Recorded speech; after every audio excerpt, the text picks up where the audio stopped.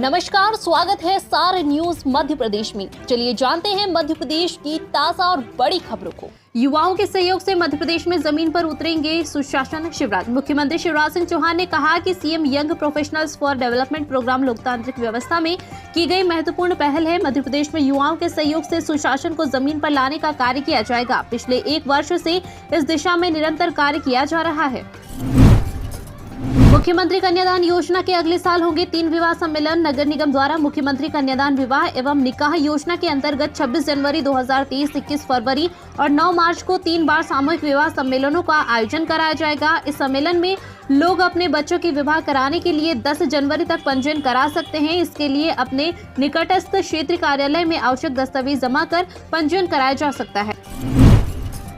हिमाचल की राह पर एमपी, जानिए क्यों कांग्रेस पक्ष में है सत्ता का समीकरण। गुजरात और हिमाचल प्रदेश के चुनाव परिणामों के बाद अब मध्य प्रदेश में अगले साल होने वाले चुनाव को लेकर गहमागहमी बढ़ गई है। राज्य में दोनों ही दल गुजरात और हिमाचल के नतीजों के आधार पर चुनावी जमावट करते दिख रहे हैं।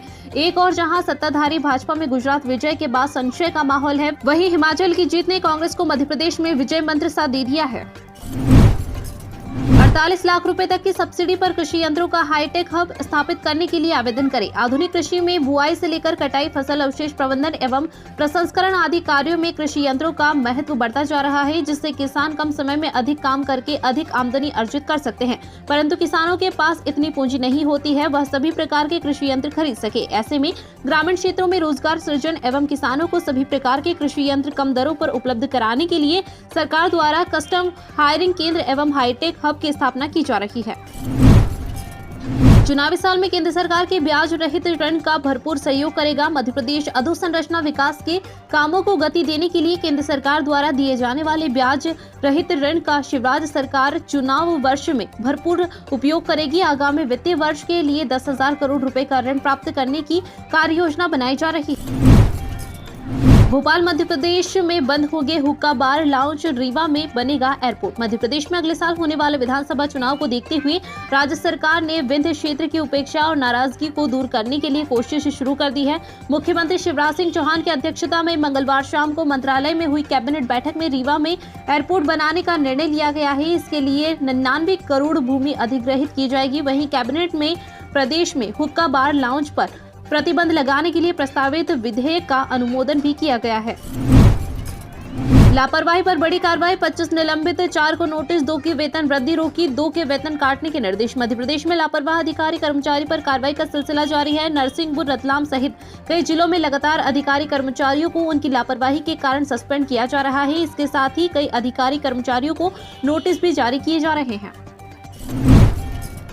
खरगोन में सीएम शिवराज ने 660 करोड़ की विकास कार्यों का लोकार्पण एवं भूमि पूजन किया। मध्य प्रदेश के मुख्यमंत्री शिवराज सिंह ने आज खरगोन जिले में मुख्यमंत्री जन सेवा अभियान के अंतर्गत आयोजित संभाग स्तरीय स्वीकृति पत्र वितरण कार्यक्रम में 6,600 करोड़ के विकास कार्यों का लोकार्पण एवं भूमि पूजन किया। साथ ही खरगोन जिले की ऐतिहासिक सांस्कृतिक धरोहर पर आधारित पुस्तक का भी विमोचन किया है।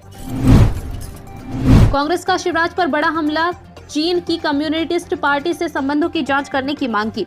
मध्य प्रदेश में 2023 विधानसभा चुनाव के पहले बीजेपी और कांग्रेस दोनों की तैयारी तेज हो गई है। कांग्रेस ने मुख्यमंत्री शिवराज सिंह चौहान, बीजेपी और आरएसएस पर बड़ा हमला बोला है। शिवराज सिंह के एक पुराने ट्वीट से चीन की सत्ताधारी पार्टी से संबंधों को लेकर जांच करने की मांग की गई है।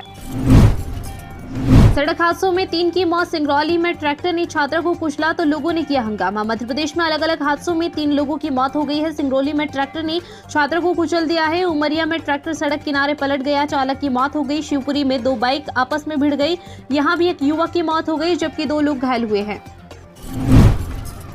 शिवराज कैबिनेट की बैठक में कई अहम प्रस्ताव को मिली मंजूरी, जाने 8 महत्वपूर्ण निर्णय। मध्य प्रदेश में शिवराज कैबिनेट की बैठक आयोजित की गई। बैठक में कई अहम फैसले पर सहमति बनी है। मंत्रिपरिषद ने प्रदेश में विज्ञान, प्रौद्योगिकी और नवाचार से संबंधित प्रथम नीति का अनुमोदन किया है। इसके अलावा मंत्रिपरिषद ने औद्योगिक क्षेत्र मुहासा की भूमि विभिन्न उद्योगों में आवंटन के संदर्भ में बड़ा निर्णय लिया गया है। मुहासा में 227.54 एकड़ क्षेत्रफल को भारत सरकार की योजना के अंतर्गत ऊर्जा और नवीनीकरण ऊर्जा के उपकरणों के विनिर्माण के लिए आरक्षित किए जाने की अनुमति प्रदान की गई है। इसके अलावा मुहासा में आवंटन योग्य 2,458.68 एकड़ भूमि पर टेक्सटाइल, गारमेंट, खाद्य प्रसंस्करण और अन्य सेक्टर के उद्योग के लिए भी भूमि आवंटन के लिए अनुमति दी गई।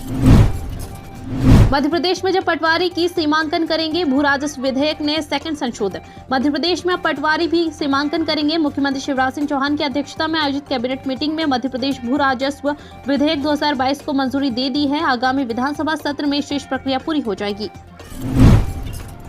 दमोह में 14 शिक्षक निलंबित, मॉनिटरिंग में पाए गए थे लापरवाह। कार्यवाही से शिक्षा विभाग में मचा हड़कंप। मध्य प्रदेश सरकार सरकारी स्कूलों का स्तर सुधारने की तमाम योजनाएं चला रहा है, लेकिन व्यवस्थाएं सुधरने का नाम नहीं ले रही है। सरकारी स्कूलों में शिक्षकों की मनमानी से छात्रों का भविष्य अंधेरे में जा रहा है। दमोह जिले में ऐसे ही 14 लापरवाह शिक्षकों को हाल ही में निलंबित किया गया है। एक साथ 14 शिक्षकों के सस्पेंड होने से विभाग में हड़कंप मच गया है।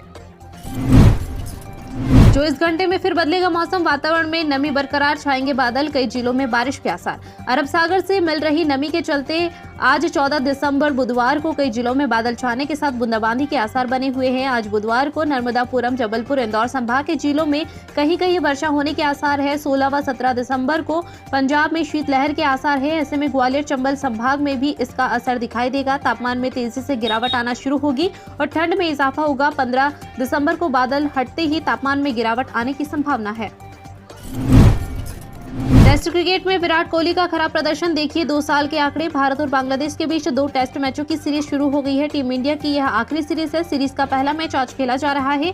इस बीच भारतीय टीम के कप्तान केएल राहुल ने आज भले ही टॉस जीता और पहले बल्लेबाजी का फैसला किया, लेकिन खुद कप्तान और बाकी कई बल्लेबाजी उस तरह का प्रदर्शन नहीं कर पाए जिसकी उनसे उम्मीद की जा रही थी। कप्तान केएल राहुल का बल्ला नहीं चला और उसके बाद पूर्व कप्तान विराट कोहली भी सस्ते में आउट होकर चले गए।